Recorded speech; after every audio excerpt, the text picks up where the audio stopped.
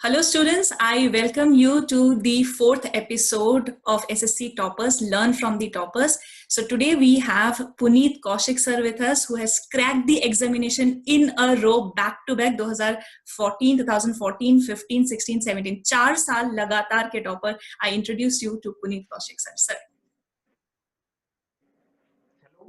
सबसे पहले मैं अनअकैडमी को थैंक्स करना चाहूंगा अपने प्लेटफॉर्म पे मुझे बुलाने के लिए। तो मैं अपने बारे में थोड़ा बताता हूं। मैं पुनीत कौशिक, CGL 17 से मैं इंस्पेक्टर के लिए सेलेक्ट हुआ हूं। बट ये जर्नी स्टार्ट कहां से हुई? सबसे पहले मैंने दिया CGL 14। CGL 14 में जब मैंने एग्जाम दिया तो मैं टैक्स असिस्टेंट के लिए सेलेक्ट हुआ, तो मैं ग्रुप बी के लिए नहीं कर पाया। तो मैंने दोबारा तैयारी की। दोबारा जब मैंने तैयारी की, CGL 15 मैंने दोबारा अटेम्प्ट किया, तो फिर उसमें क्या हुआ, ग्रुप बी के लिए मैं तब भी सिलेक्ट नहीं हो पाया, मुझे CGA अकाउंटेंट की पोस्ट मिली। उसके बाद मैंने दोबारा तैयारी की, मैं जॉब में भी था, उतना टाइम नहीं मिलता था। तो CGL 16 का जब एग्जाम हुआ तो मुझे उतना टाइम नहीं मिला, तो ग्रुप बी के लिए मैं दोबारा नहीं सिलेक्ट हो पाया। तो फिर मुझे ग्रुप सी पोस्ट मिली, तो मैंने वो ऑप्ट नहीं की। उसके बाद फिर क्या हुआ, CGL 17 का जब एग्जाम आया, एक तो मेरा ट्रांसफर हुआ, मुझे टाइम मिला। फिर मैंने क्या किया, छुट्टी ली ऑफिस से, लाइब्रेरी ज्वाइन की मैंने। फिर मैंने अच्छे से तैयारी अपनी की, एंड देन फाइनली CGL 17 में जो पोस्ट मुझे चाहिए थी, मैं CGL में आया ही एक्साइज इंस्पेक्टर के लिए था। मुझे यूनिफॉर्म बहुत पसंद थी, उसी चीज के लिए मैं आया था, एंड देन फाइनली मुझे एक्साइज इंस्पेक्टर की पोस्ट मिल गई। तो सर इतना कॉन्फिडेंस कैसे, बच्चा कॉन्फिडेंटली ऐसे कैसे डिसाइड करेगा कि मुझे जब तक मुझे ग्रुप बी का पोस्ट नहीं मिले तब तक स्किप करने का, ये कॉन्फिडेंस कहाँ से आया? मैम ये कॉन्फिडेंस ऐसे आया, जब मैं CGL 14 में सेलेक्ट हुआ। स्टार्टिंग में कुछ भी नहीं पता था, 2013 से हमने शुरू किया था, SSC के बारे में पहली बार सुना, कोचिंग लेना शुरू की। तो हुआ क्या, CGL 13 में हम एलिजिबल नहीं हो पाए। मैं एलिजिबल नहीं हो पाया क्योंकि उन्होंने ग्रेजुएशन मांगी 1 जनवरी को, हमारी हुई ग्रेजुएशन जुलाई में, तो CGL 13 में नहीं दे पाया।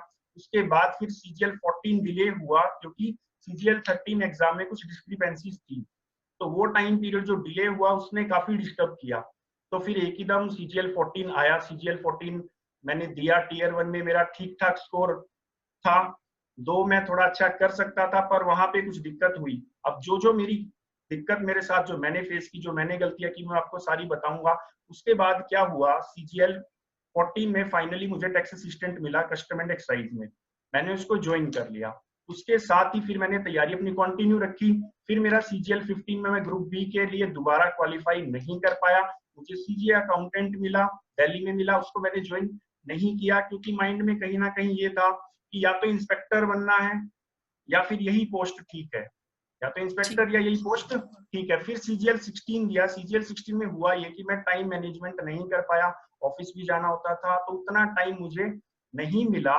तो इस कारण क्या हुआ, CGL 16 में टीयर 3 में मेरा बहुत अच्छा स्कोर था, टीयर 2 में इंग्लिश में मेरा बहुत अच्छा स्कोर था, बट समहाउ क्योंकि मैथ्स की प्रैक्टिस उतनी नहीं कर पाया, टाइम नहीं था, तो इस टाइम तीसरी बार ऐसा हुआ मुझे ग्रुप बी पोस्ट नहीं मिली। तो अब इसी बीच में हुआ क्या, सबसे बड़ी बात मैं बताऊं जिसने मुझे मोटिवेशन दिया। ऑफिस में मुझे लगता था कि मैं कर सकता हूं, मैं इंस्पेक्टर्स को देखता था, तो मुझे कहीं ना कहीं एक आग लगती थी कि जब ये सब कर सकते हैं तो मैं क्यों नहीं कर सकता। वो एक आग थी। जो दूसरा सबसे बड़ा एक इम्पोर्टेंट फैक्टर था, मेरे साथ के काफी कलीग्स जिन्होंने इंस्पेक्टर ज्वाइन किया, असिस्टेंट सेक्शन ऑफिसर ज्वाइन किया, तो वो भी एक आग थी कि जब ये मेरे साथ वाले सिलेक्शन पा सकते हैं तो मैं क्यों नहीं। तो उसके बाद फिर और एक तीसरी सबसे बड़ी बात क्या थी, इसी दौरान मेरी शादी की बात चल रही थी और ग्रुप सी पोस्ट को लेकर मैं बार बार रिजेक्ट हो रहा था। तो ये वाला जो थर्ड पॉइंट था, इसने मुझे इतना इतना पिंच कर दिया। उसके बाद फिर मैंने क्या किया, मैंने छुट्टी ली ऑफिस से, टीयर 1 की मैंने बहुत अच्छे से तैयारी की, बहुत अच्छे से तैयारी की टीयर 1 की। उसके बाद टीयर 2 में मैंने फिर छुट्टी ली, बट हुआ क्या, 17 का टीयर 2 भी बहुत बार पोस्टपोन्ड हुआ, बट मैं रुका नहीं। मैंने सोच रखा था कि अगर अब इस टाइम नहीं हुआ तो फिर नहीं होगा, तो मैंने तैयारी को अपने कंटिन्यू रखा बिल्कुल। तो सर कंसिस्टेंसी, और मैं कहीं ना कहीं ये कहूंगी कि आप जैसे एक बार के लिए वहां तक पहुंच जाते हो तो डिटेल्स ऑफ द एग्जाम जो है वो दिमाग में बैठ जाता है और वो कॉन्फिडेंस आ जाता है कि ये तो डिटेल है, है ना। तो आपको कहीं ना कहीं ये पता चला कि अब मुझे मैथ्स और इंग्लिश में फोकस करना है। तो ये 4 स्टेप में अगर बच्चा डे 1 से इसे बांध ले कि जब मुझे मैथ्स और इंग्लिश आगे जाके करना ही है ना, तो मैं काफी टाइम ये चीज बताती रहती हूँ, कब तक आप मैथ्स और इंग्लिश से भागोगे? आगे चल के जब मैथ्स करना ही है तो क्यों ना स्टार्टिंग से ही प्रिपरेशन में इसको इम्प्लीमेंट कर दे। तो सर थोड़ा डिटेल्स ऑफ द एग्जाम में आएंगे। आपको क्या लगता है कि कहाँ कहाँ से बच्चे को शुरुआत करना चाहिए एग्जाम के प्रिपरेशन, और कहाँ से उसको ये सोचना चाहिए कि हाँ अब से मैं मॉक देने लग सकता हूँ, अब से मैं मॉक का शुरुआत कर सकता हूँ, और कहाँ ये कॉन्फिडेंस उसे आ जाएगा कि इस बार आर्या पार, ये कब होगा? हाँ जी मैम, ये जो 4 साल का एक्सपीरियंस है, इससे मैंने एक बात सीखी। जब कोई भी तैयारी करता है तो हम डायरेक्ट या तो कोचिंग शुरू करते हैं। हम कुछ बेसिक चीजें जो एक न्यू एस्पिरेंट को करनी चाहिए, वो सबसे पहले क्या है, आपके पास सबसे पहले सिलेबस होना चाहिए। आपका जो भी एग्जाम का है वो आपके पास हर टाइम होना चाहिए। देन आपके पास एटलीस्ट 5 ईयर्स के प्रीवियस ईयर क्वेश्चन पेपर्स होने चाहिए, ताकि आपको ये पता लग पाए कि अभी हाल फिलहाल में जो क्वेश्चन आ रहे हैं वो किस टाइप के आ रहे हैं। वो बहुत जरूरी है। उसके बाद आपके नोट्स आपके पास होने चाहिए। उसके बाद अब क्या है, आप सबसे मेन चीज रिवीजन आपको जरूर करनी है। नोट्स भी हैं या जो भी हैं, आपको रिवीजन सबसे ज्यादा उस पर फोकस्ड रहना है। और जो प्रीवियस ईयर क्वेश्चंस हैं उनसे एक एनालिसिस आपको ये करना है कि किस टाइप के क्वेश्चंस आ रहे हैं, मुझसे कौन से नहीं हो रहे, क्या मेरे वीक पॉइंट्स हैं, उनको समझना है, उनको ज्यादा से ज्यादा प्रैक्टिस करना है। बहुत बहुत ज्यादा बुक्स को रेफर नहीं करना। जो न्यू एक्सपीरियंस होते हैं, या मैं भी था, ये वाली भी बुक खरीद लो, वो भी बुक खरीद लो, उससे क्या होता है, हम एक बुक कोई भी अच्छे से नहीं कर पाते। तो मैक्सिमम टू मैक्सिमम 2 बुक रखनी है। और उसके बाद आपको क्या करना है, उसके बाद क्या करना है, जब आप एक बार सारी चीजों के साथ गो थ्रू हो जाते हो, सबका आपको बेसिक आइडिया मिल जाता है, तो अब यहाँ पे जो 5th चीज है वो बहुत इंपॉर्टेंट है, वो है मॉक्स। मॉक्स मैंने देखो, जब 17 का मैंने फाइनल लिया, मैंने लाइब्रेरी ज्वाइन की, वहां पे मैंने इतने मॉक टेस्ट दिए, इतने मॉक टेस्ट दिए, उसी का रिजल्ट है कि अब 17 में जाके मैंने क्या किया, मुझे फाइनली इंस्पेक्टर की पोस्ट मिली। तो स्टार्टिंग में जो 3 साल गलतियां हुई, वो गलतियां क्या थी, मुझे लगता था मॉक की क्या जरूरत है, मैं मॉक नहीं करता था उतने। तो मॉक जब नहीं करता था, तो वहां पे क्या होता था, एग्जाम में जब बैठते हैं हम, तो काफी क्वेश्चंस ऐसे होते हैं जो हो जाने चाहिए, वो गलत होते हैं। वो गलत क्यों होते हैं? क्योंकि मॉक्स का एक्सपीरियंस नहीं होता, टेस्ट का एक्सपीरियंस नहीं होता। तो मॉक्स, उसके बाद अब काफी लोग एक काम और करते हैं, जो मैं भी शुरू में करता था, मॉक दिया, देखा इस सेक्शन में इतने नंबर आ गए, मॉक को साइड में रख दिया। ये सबसे बड़ी गलती है। मॉक तो देने हैं, काफी लोग ये समझ जाते हैं कि मॉक देने हैं। अब मॉक के देने के बाद मेन जो चीज है उसका एनालिसिस। अगर आप मॉक का एनालिसिस नहीं कर रहे हो तो भी दिक्कत है। तो बेसिकली आपको क्या करना है, अपने नोट्स को टाइम टू टाइम रिवाइज करना है। मॉक्स आपको देने हैं। अब क्या होता है, कोई स्टार्टिंग में एक मॉक से शुरू कर सकता है वीक में, धीरे धीरे उनको बढ़ा सकता है। सबका लेवल एक जैसा नहीं होता, काफी को मुश्किल लगता है, तो आप वो अपने अकॉर्डिंगली कर सकते हैं। मॉक्स को एनालिसिस जरूर करना है, उसके बाद नोट्स का रिवीजन करना है, मॉक्स का रिवीजन करना है, जो एनालिसिस किया है आपने उसका रिवीजन करना है। एनालिसिस की तो एक नोटबुक बना लेनी चाहिए, वो बहुत ज्यादा, वो एटलीस्ट आपका जो ग्रुप सी से मैं ग्रुप बी में गया ना, वो कहीं ना कहीं इसने सबसे ज्यादा रोल प्ले किया, क्योंकि 10-15 मार्क्स का डिफरेंस आपको टैक्स असिस्टेंट से सीधा इंस्पेक्टर बना सकता है, इतना ही डिफरेंस है। तो ये इस चीज ने मुझे बहुत ज्यादा हेल्प की। तो सर मैं इसको समराइज करूंगी। सबसे पहले तो आप जिस भी एग्जाम को दे रहे हैं उसका सिलेबस, एसएससी का सिलेबस आपके पास होना चाहिए। उसके बाद हर एक सोर्स में या तो आपके पास एक सोर्स या ज्यादा से ज्यादा 2 सोर्स से आप पढ़ाई कर सकते हैं।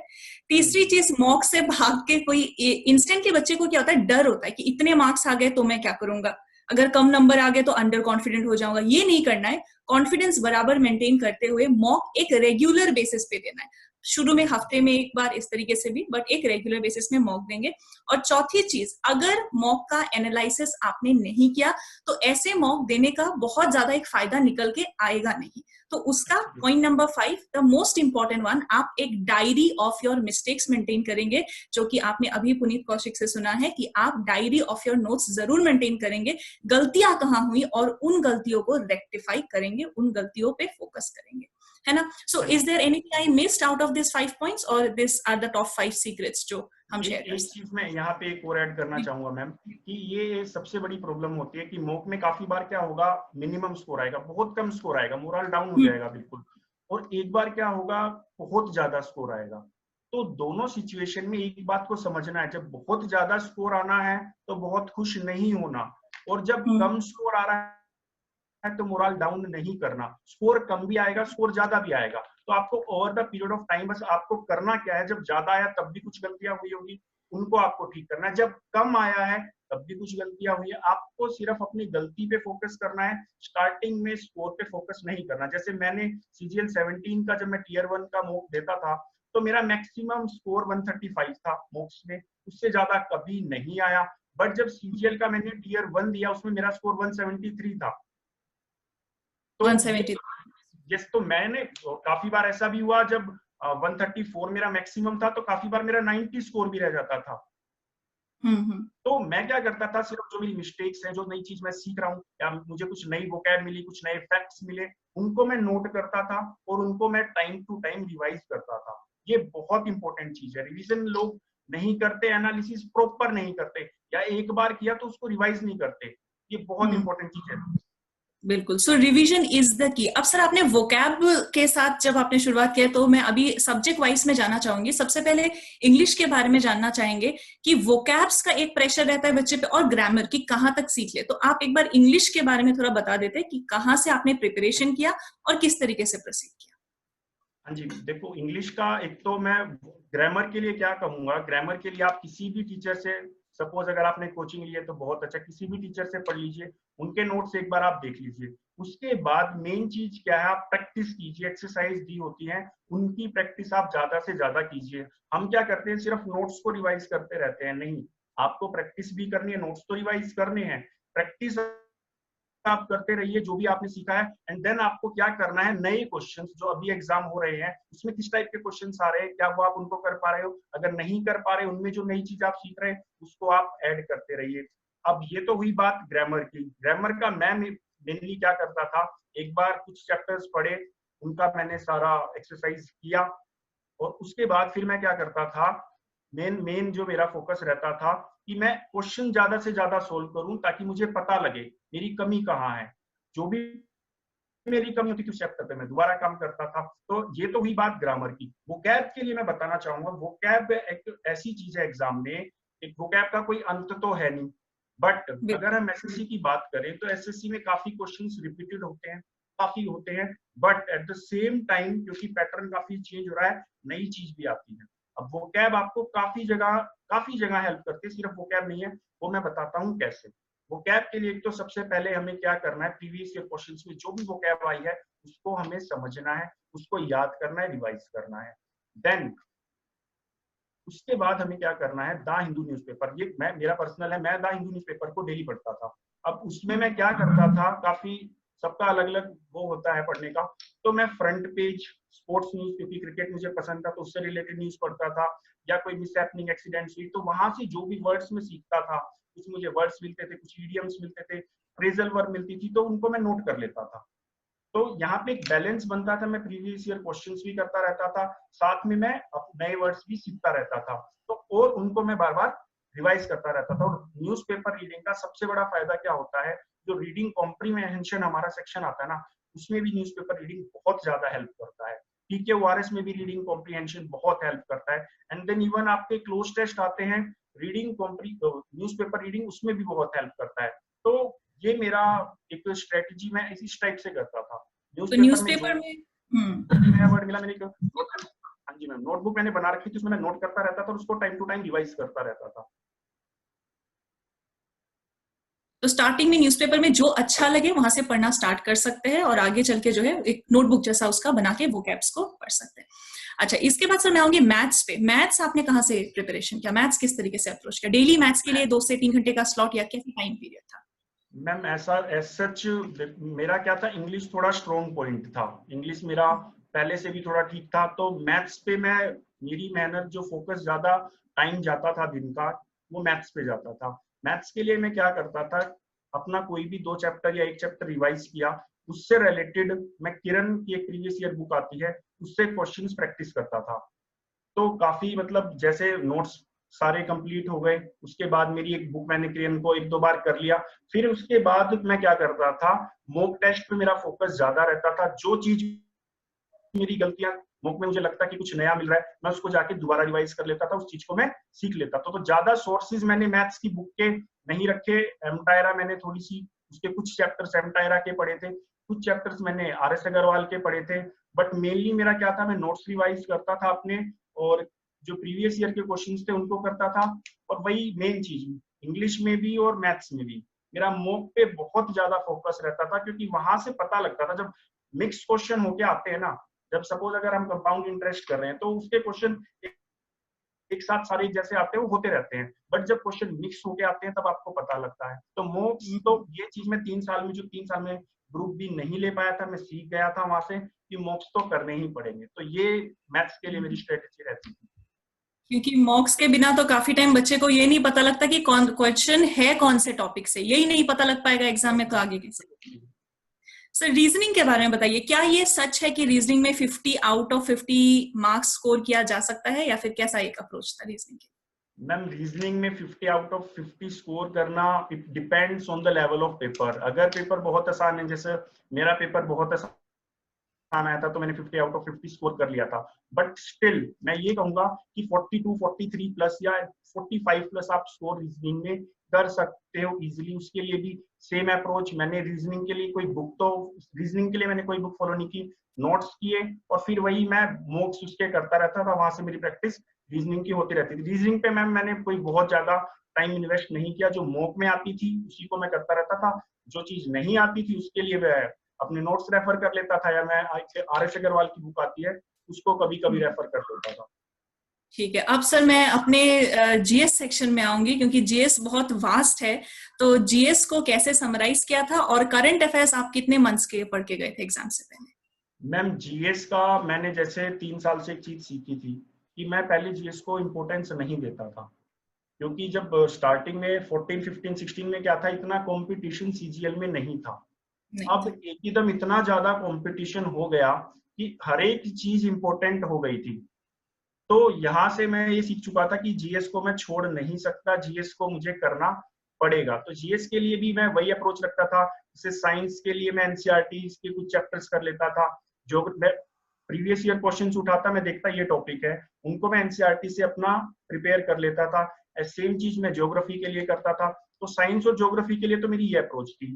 एंड देन उसके बाद मैं क्या करता था कि जो भी मेरा होता था लाइक हिस्ट्री, पॉलिटी, इसके भी मैं क्वेश्चंस को क्या करता था, एग्जाम में देखता ये क्वेश्चंस मेरे आए, उसके मेरे पास नोट्स भी थे। तो मैंने जैसे कोचिंग तो एक बार ली थी, तो नोट्स थे उनको मैं रेफर करता था हिस्ट्री और पॉलिटी के लिए। तो मैंने ये चीज सीखी कि आपको सीखना पड़ेगा, और जो भी एग्जाम होते रहते थे, एसएससी का, सीपीओ का, कोई भी एग्जाम हुआ, उसमें जो क्वेश्चंस आए, जो स्टैटिक क्वेश्चंस थे, उनकी मैं लिस्ट बना के उनको बार बार रिवाइज करता रहता था। और करंट अफेयर्स के लिए ये बहुत बड़ी एक इशू था, बट करंट अफेयर्स मेरी तैयार कैसे हो रही थी, क्योंकि मैं द न्यूज, हिंदू न्यूज़पेपर पढ़ने की हैबिट में था। तो करंट अफेयर्स कहीं ना कहीं वो मेरी वहां से साइड बाय साइड उसकी तैयारी हो रही थी। उस पे एज सच मैंने कोई डेडिकेटेड कोई चीज नहीं की, वहां से मेरी वो तैयार हो रही थी। मैं जो मेन पॉइंट्स आते थे उनको नोट कर लेता था। बिल्कुल। और करंट अफेयर्स मैं कहूंगी कहीं ना कहीं फर्स्ट 3 मंथ्स, और अभी जो रिसेंट अपडेटेड ट्रेंडिंग्स में जो आपके न्यूज आ रहे हैं, उसमें पहले 3 मंथ्स करके फिर 3 मंथ्स, फिर नेक्स्ट 3 मंथ्स तक जाके 6 मंथ्स तक का एक अप्रोच सही रहता है ना? अभी अभी मैम जो करंट का मैं भी ट्रेंड देख रहा हूँ, अभी जैसे टीसीएस एग्जाम जैसे उसने कंडक्ट करना शुरू किया है, पहले क्या था, कोई करंट का फिक्स नहीं था कि कितने इयर्स की, 1 साल की भी पूछ लेता था। बट हाँ, ये चीज मैंने भी इसको नोट किया है कि जो एग्जाम से ठीक 3 महीने की पहले की है वो बहुत इंपॉर्टेंट है। और जैसा आपने बताया कि देन उसके पीछे के 3 महीने की, एंड देन उसके पीछे की 3 महीने की, बट जो शुरू जब एग्जाम है उससे ठीक 3 महीने की पहले की बहुत इंपॉर्टेंट। और करंट के क्वेश्चंस अब जीएस में उनकी वेटेज भी बढ़ चुकी है, पहले इतने क्वेश्चंस नहीं आते थे। तो अब ये एक चीज मैंने भी नोटिस की, एक पैटर्न इनका फिक्स है कि 3 महीने पहले के तो पक्का क्वेश्चन आपको देखने को मिलेंगे ही मिलेंगे एग्जाम में। बिल्कुल। तो अभी जो मुझे पूरा समराइज जो एक चीज समझ में आ रहा है, एक तो आपको कम सोर्सेस से ज्यादा रिवीजन करना पड़ेगा, और दूसरा मॉक्स। तो क्यों ना फिर हम लोग मॉक्स में डायरेक्टली यहाँ पे आ जाते हैं कि मॉक टेस्ट आपने कहाँ से एग्जाम के लिए प्रिपेयर किया था? मैम मॉक टेस्ट के लिए भी ऐसा था, डिफरेंट सोर्सेज थे, तो काफी सोर्सेज ऐसे थे जो फ्री प्रोवाइड करते थे अपने मॉक टेस्ट, या काफी मेरे दोस्त ऐसे थे जो कोचिंग ले रहे थे, मैं उनकी आईडी पासवर्ड ले लेता था। वो काफी लोग ऐसे होते हैं, कोचिंग तो कर लेते हैं फिर छोड़ देते हैं। तो मैं मल्टीपल सोर्सेज से मॉक टेस्ट अटेम्प्ट करता रहता था और उनका फिर एनालिसिस में करता रहता था। बिल्कुल। अच्छा, अब फ्री मॉक टेस्ट पे ये अभी मैं हमारे लर्नर्स को भी इन्फॉर्म करना चाहूंगी ये चीज कि एक फ्री मॉक टेस्ट का अभी अनअकैडमी प्लेटफॉर्म पे भी आ रहा है 25 से लेके 27 ऑफ अप्रैल, इस महीने के एंड में, मतलब लगभग 10 दिन के बाद आपका ये फ्री मॉक टेस्ट यहाँ पे होने जा रहा है। तो इसको नाम दिया गया है SSC championship, and the best part is आपको ऑल इंडिया में आप कहाँ स्टैंड करते हैं, आपका रैंक कितना है, इसका आपको आइडिया लग जाएगा एब्सोल्युटली फ्री ऑफ कॉस्ट। और कोई भी चीज ऐसे ऐसे फ्री बोलने से इसका तो चलिए छोड़िए, दूसरी चीज यहाँ पे बेस्ट ये है क्योंकि आप आईडी पासवर्ड भी सर करते हैं, क्या पता आपके पास आईडी पासवर्ड है, क्या आप ऐसे भी टेस्ट दे रहे होंगे। तो on top of that, to top it up, we have gift for the top 20 learners, और आप सभी लोगों को एब्सोल्युटली फ्री ऑफ कॉस्ट ये 1 ईयर का सब्सक्रिप्शन मिलेगा, जिससे आप पहले के सभी क्लासेस, अभी के सभी क्लासेस, न्यू सभी क्लासेस, और साथ ही साथ all mock test you will be able to give, appear and see your rank in the all India list. Sir, coming back to study plan, एक रूटीन आप क्या सजेस्ट करेंगे बच्चों को? एक स्टडी प्लान, एक रूटीन, एक टाइम टेबल। रूटीन का मैम मैं 3 पार्ट्स में अपनी तैयारी को तोड़ता था। जब मैं सुबह उठता था मॉर्निंग में तो मैं फ्रेश होता था, तो उस टाइम पे जैसे मेरा मैथ्स मुझे लगता था कि मुझे इस पे प्रैक्टिस ज्यादा करनी चाहिए, तो मैं लाइब्रेरी जाता था। उस टाइम पे डायरेक्ट मैं जाते ही वहां पे मैथ्स शुरू कर देता था। जब मेरी जैसे जैसे एफिशिएंसी घटती, जब मुझे लगता मेरी बहुत कम एफिशिएंसी है, तब मैं इंग्लिश पढ़ना शुरू कर देता था। एंड देन बीच में कुछ टाइम, जैसे सोने से पहले कुछ टाइम जीएस पढ़ ली, एक रीजनिंग का सेक्शनल मूक लगा लिया। तो ये मेरी स्ट्रेटजी, मैक्सिमम टाइम मेरा जिसमें मेरा स्कोर कम रहता था उस पे जाता था। देन जब लगता कि अब थक रहा हूँ तो इंग्लिश थोड़ी ठीक थी, तो इंग्लिश पढ़ना शुरू कर देता था। और ऐसे बीच बीच में मैं जीएस वगैरह, रीजनिंग, ये सब चीजें भी देखता रहता था, क्योंकि तो मैं ये मैथ्स की कहूँगी, हाँ जी मैम, मैथ्स जी की बताइए। इम्पोर्टेंस और इसकी इंग्लिश की इम्पोर्टेंस बहुत ज्यादा है। टीयर 1 में 50-50 मार्क्स के हैं, देन टीयर 2 में 200 मार्क्स के हैं, तो इन पे मेरा ज्यादा फोकस रहता था। हाँ, जब मैं टीयर 1 की तैयारी कर रहा था तो उस टाइम पे मैंने चारों चीजों को इक्वल टाइम दिया था, कि क्योंकि पता था हर एक क्वेश्चन 1 नंबर का आना है, चाहे वो मैथ्स का हो, इंग्लिश का हो, रीजनिंग का हो, जीएस का। ये चीज भी मैं सीख गया था। काफी बार क्या होता है, हमें लगता है कि ये चीज तो हमारी स्ट्रॉन्ग है और क्वेश्चन होता नहीं है मैथ्स का पेपर में, तो हम बहुत टाइम उस पर वेस्ट कर देते हैं। तो ये जो स्किपिंग की आर्ट है, ये भी मैंने कहीं ना कहीं धीरे सीखी और ये समझा हर एक क्वेश्चन 1 नंबर का है। तो अगर बात करें जीएस की, तो बहुत जल्दी अटेम्प्ट हो जाती थी। तो इसलिए मैंने एक चीज ये सीख ली थी कि जीएस को भी टाइम देना पड़ेगा, पता नहीं पेपर कैसा आ जाए। मैथ्स के कुछ क्वेश्चन हो सकता है ना हो, या मैं इंग्लिश में लगता था मैं स्ट्रॉन्ग हूँ, वो ना हो, तो एटलीस्ट ऐसा ना हो कि जीएस बहुत ज्यादा आसान आ जाए, मैथ्स और इंग्लिश मुश्किल आ जाए, और जीएस मेरी तैयार ना हो तो स्कोर गिर जाए। तो ये चीज मैं रखता था। बिल्कुल। तो टीयर 1 में और फाइनली आपका मार्क्स में मेरिट लिस्ट डिटरमाइन करने के लिए आप जीएस को बिल्कुल इग्नोर नहीं कर सकते, है ना। और दूसरी चीज मैं यहाँ पे ऐड करूंगी, आपने सर शुरुआत में ये चीज कहा था कि मैथ्स कहीं ना कहीं इनिशियल स्टेजेस पे आपका एक वीक पॉइंट था। तो first of all, he used to wake up in the morning and he used to solve maths. तो जो आपका सबसे टफेस्ट पार्ट है, जो आपको जिंदगी में परेशान कर रहा है, मैथ्स अगर परेशान कर रहा है, आपको सबसे पहले उठ के वही करना पड़ेगा। उसे साइड में रख दिया, जो इंटरेस्टिंग सब्जेक्ट है उसे उठा लिया, ऐसा नहीं। सबसे अर्ली इन द मॉर्निंग, जब आपका पोटेंशियल सबसे ज्यादा होता है, तब आपको मैथ्स लगाना चाहिए, या फिर जो भी सबसे मुश्किल आपके लिए सब्जेक्ट है, उस सब्जेक्ट को आप तब सॉल्व कीजिए जब आपका एफिशिएंसी सबसे ज्यादा होता है ना। सर, आप इसके साथ एग्री करेंगे इस बात के साथ? एब्सोल्युटली मैम, बिल्कुल बिल्कुल। मैम, ये तो बहुत जरूरी सर, है। स्टडी प्लान में क्या आपका कोई एक फिक्स टाइम स्लॉट था कि मैं 6 से 8 घंटे पढ़ता था, 4 घंटे, 10 घंटे, ऐसा? Does it matters at all? Ma'am ऐसा होता था, काफी बार तो ऐसा होता था कि 11-11 घंटे भी पढ़ लेते थे, बट 1-2 दिन ऐसा भी बीच में आ जाता था कि सिर्फ 3 घंटे। तो मेन चीज क्या है, कॉन्टिन्यूटी। हमें कॉन्टिन्यूटी मेंटेन करके रखनी है, वो सबसे ज्यादा जरूरी है। तो ऐसा भी हुआ 11-11, 12-12, 13-13 घंटे भी काफी बार एक दिन में पढ़ा, और काफी बार ऐसा भी हुआ कि सिर्फ 2-3 घंटे पढ़ाई कर पाए। तो उससे घबराना नहीं है, काफी बार होता है नहीं कर पाते तैयारी, तो पढ़ना जरूर है, चाहे कम पढ़ो। तो मैक्सिमम उसमें क्या होगा कि कंटिन्यूटी जब आपकी बनी रहेगी तो आप टच में रहोगे। तो ये चीज मैंने मतलब की थी फिर। बिल्कुल सर। तो अभी 4 साल अगर टेस्ट आपने दिया है, तो कंसिस्टेंसी के तो आप एक एग्जाम्पल बन गए कि किस तरीके से कंसिस्टेंट रहना है प्रिपरेशन में, कैसे मॉक देते रहना है, कॉन्फिडेंस अपना मेंटेन करना है, और रिवीजन आपको बिल्कुल करते रहना है। ऑनलाइन वर्ल्ड में बस एक बात ये रह जाता है कि बहुत सारे रिसोर्सेस है आपके पास, समुंदर है, तो उसमें खो नहीं जाना है। तैरते रहोगे तो कहाँ पहुंचोगे? You have to summarize and you have to concise your notes और वहां से रिविजन करना है। So any final closing words? एक फाइनल क्लोज मैम, देखो जैसे हमने जब तैयारी शुरू की तो उस टाइम पे ये था कि काफी है ना सोर्सेज नहीं थे, लिमिटेड सोर्सेज थे। हमें सुबह उठ के जाना पड़ता था कोचिंग के लिए, दूर होता था, काफी बार मन भी नहीं करता था तो क्लास छूट जाती थी। तो जो ये ऑनलाइन क्लासेस आई हैं, मैंने इस चीज को फील किया कि इससे हमारा टाइम बहुत बचता है।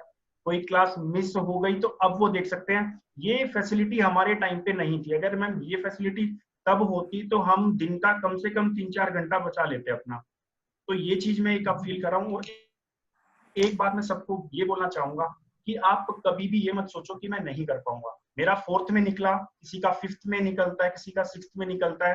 मोरल कभी डाउन मत करो। एक ये चीज सोचो कि जब आपका सिलेक्शन होगा ना, जैसे जिस दिन मेरा रिजल्ट आया था, ये मेरी पोस्ट ऐसी थी जिसको मैं बहुत चाहता था, यूनिफॉर्म में मैं अपने आप को देखना चाहता था। तो उस दिन मैं रो पड़ा था। वो जो पल होते हैं ना, उनको एक्सप्लेन नहीं किया जा सकता। घर वाले इतने खुश होते हैं। एक तो काफी लोग ऐसे होते हैं जो आपके अगेंस्ट होते हैं, बहुत होते हैं। वो कहते हैं आप नहीं कर पाओगे। तो जो आपको खुशी, एक सेटिस्फेक्शन मिलती है ना, वो उसको एक्सप्लेन नहीं किया जा सकता। तो उस चीज के लिए पढ़ो, पढ़ने से ही होगा। जो चीज मुश्किल है उसको मत छोड़ो।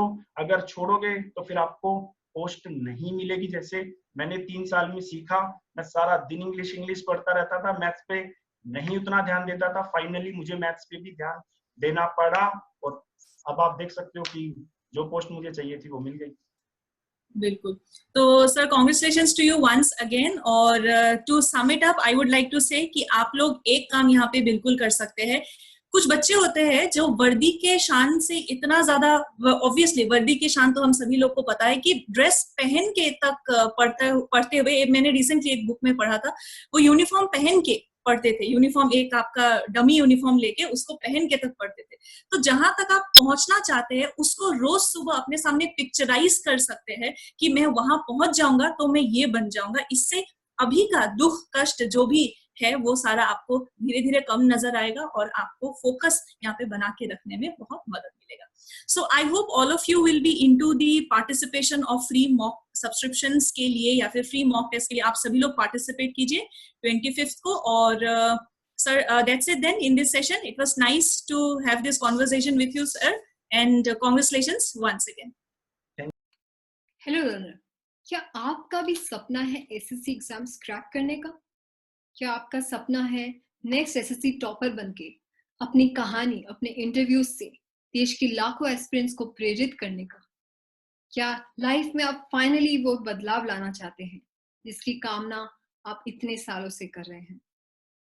वेल, इन सारे सपनों को पूरा करने के लिए अनअकैडमी आपके साथ है। Presenting to you the Unacademy SSC Exams 2020 Championship, the first ever championship जहाँ पे आपको मिलते हैं mock test along with the analysis from the top educators of the country, all free of cost at the comfort of your own home. The championship is starting from 25th April जो चलेगा 27 जून तक। हर Saturday को आपका होगा mock test जिसकी analysis आपको मिलेंगी on the next day, Sunday को। The analysis will be from our top educators in all the categories. हमारे पास रीजनिंग में है अवधेश दीक्षित, सुमित गोयल, दीपक चथियानी सर। इंग्लिश में हमारे पास Rani ma'am, Barkha Agrawal ma'am, Sandeep sir. For quants we have Abhinay Sharma, Sahil Khandelwal sir, Pawan Rao sir and Aman Srivastav. And for GA we have Pratyogita Mantra, Bhunesh Sharma sir, Varun Avasthi and finally Ansari sir. ये सारे educators different timing पे आके आप यहाँ पे देख सकते हैं। Some timings are in the morning and some are in the evening and in the night. उसके accordingly they will be discussing और analysing the last days question papers. And what is the prime importance of this test series? The best and the most exciting news is हर test जो Saturday को होगा उसमें जो top 20 rankers होंगे will be winning or getting the chance to win Unacademy plus subscription for a year. जी हाँ, आपको Unacademy से मौका मिलेगा फ्री में पढ़ने का पूरे साल के लिए। और भी हमारे पास सरप्राइजेस ऑफ गिफ्ट्स हमने प्लान कर रखे हैं आपके लिए, जो हम आपको धीरे धीरे बताएंगे। एंड अपार्ट फ्रॉम दिस हमारे अदर बेनिफिट्स भी हैं, जैसे कि why should be part of championship, आपको ऑल इंडिया रैंक मिलेगा हर एग्जाम में। एक एग्जाम एक्सपीरियंस हमने क्रिएट किया है, हमारे जो एजुकेटर्स हैं who have around 10 years of experience, उन्होंने मॉक टेस्ट ऐसे प्रिपेयर किए हैं ताकि वो एग्जैक्टली उस फॉर्मेट में हो जो आपका मेन एग्जाम होगा। It will be a good practice sessions, क्योंकि आपको हर एग्जाम में पता चलता रहेगा आपकी कहाँ पे स्ट्रॉन्ग पॉइंट्स हैं, कहाँ पे आपकी वीक सेक्शंस हैं। वीक सेक्शंस में एनालिसिस के बाद आपको पता चलेगा कौन से एग्जैक्टली ऐसे टॉपिक्स है जहाँ पे आप पोटेंशियली मार्क्स लूज कर सकते हैं, and then we can work on them and make it a complete success, जिससे कि ओवरऑल आपका the test attempt will be taken to another level, ताकि आप जब एग्जाम भी अटेंड कर रहे हैं तो you can do the questions or solve the questions in less time as you were used to do before this mock test series. Finally, enroll कैसे करना है मैं आपको बताती हूँ। Download the Unacademy Learning app. उसके बाद please choose SSC exams. उसके बाद टेस्ट सीरीज में जाके आपको यहाँ पे मिल जाएगा Unacademy SSC Championship, CGL and CHSL के लिए पूरा यहाँ पे स्केड्यूल भी मेंशन होगा, ठीक है। और साइड में आपके पास एक ग्रीन कलर का एनरोल का ऑप्शन होगा, प्लीज उस पर क्लिक कीजिए। आफ्टर एनरोलिंग आपको सारी नोटिफिकेशंस आ जाएंगी एक दिन पहले ही, ताकि आपको कोई एग्जाम मिस ना होए, और अपने स्केड्यूल में भी ये इनकॉर्पोरेट कर सकते हैं ताकि कंसिस्टेंटली आपकी तैयारी होते रहे। एंड लास्ट में यही कहना चाहेंगे, your dream job is 1 click away. Let's crack it.